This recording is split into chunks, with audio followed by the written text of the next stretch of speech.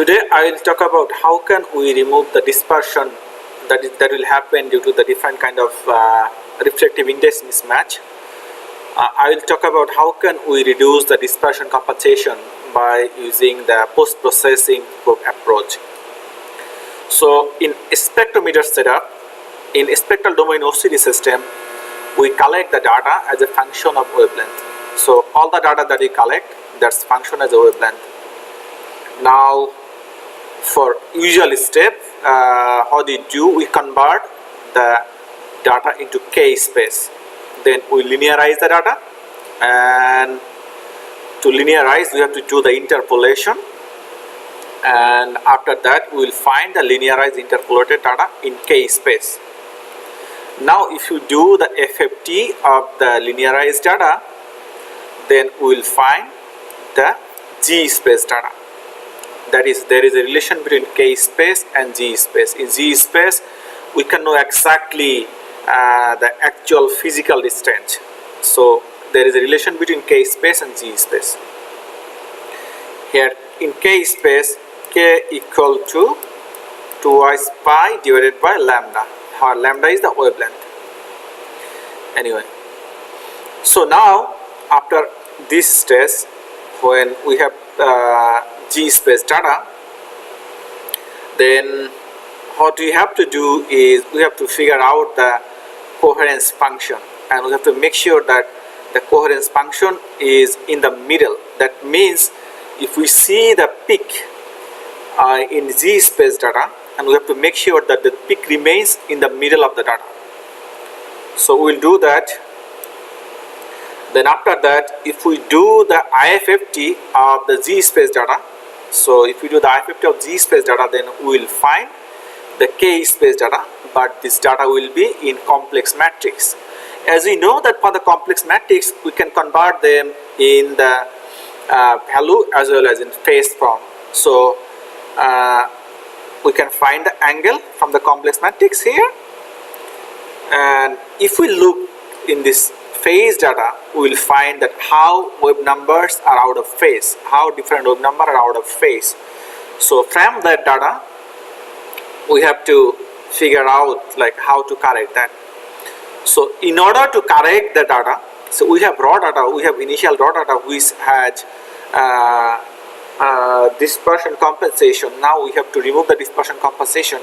So we have to move, we have to multiply with whatever theta we find.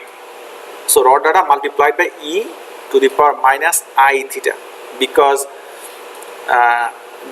why we are multiplying with e to the power minus I theta?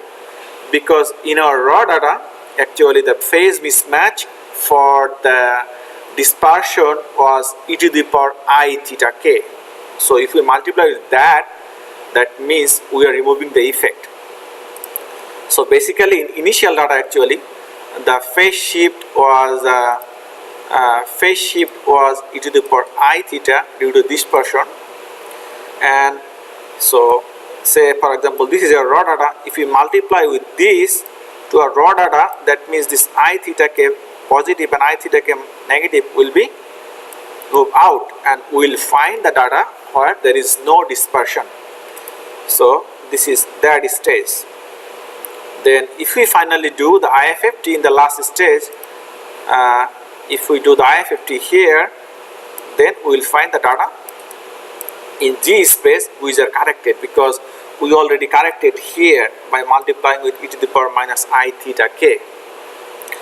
So in this way we can correct any dispersion compensation. Now if I go in a little bit of detail, like how things are done, like what are the dispersion from. Say normal data, as I mentioned, that normal data we take is in K space, and if we do the interpolation, then we will find the interpolation data in K space, and it can be expressed in IK form. So IK is the complex cross spectral density, and we can think of like e to the power I theta k is the phase mismatch that's due to dispersion. Now if we expand the theta k in Taylor expansion. Using the Taylor expansion, we will find something like that, and there will be other higher order function. We are ignoring that. We can ignore those things if our light is not ultra broadband. If light is ultra broadband source, if we have an ultra broadband source, then we have to consider the higher order function too. If it is not the case, then we can ignore the higher order function. So all the higher order function we can ignore. Now, so this is the full form. This part is actually the higher order form. So let's see what are the things. So we can see here theta k naught. Here, if we have the center wavelength of a laser source is lambda naught, then k naught equal to 2 pi by lambda naught. Say for example, we have a laser source which has a bandwidth of 800 nanometer.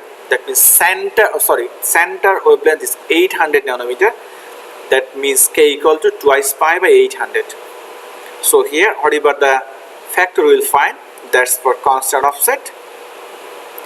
And we know that the phase change with respect to k is called group velocity. So second factor we will find is the group velocity, and the third factor we will find the group velocity dispersion.